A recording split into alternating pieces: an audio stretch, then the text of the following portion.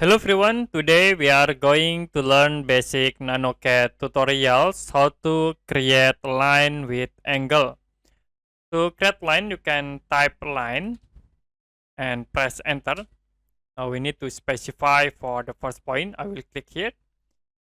For length, I will set in 200. And then for angle, you can press tab button. Now I will set into 45 degree and you can press enter to apply. So we create this line with angle 45 degree. So I will create again the drag here like into 100 again for length. Now we create length with angles 30 degree. So in here I will set length into 100.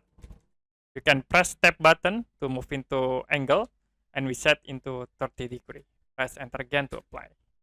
If you're done, you can press escape button.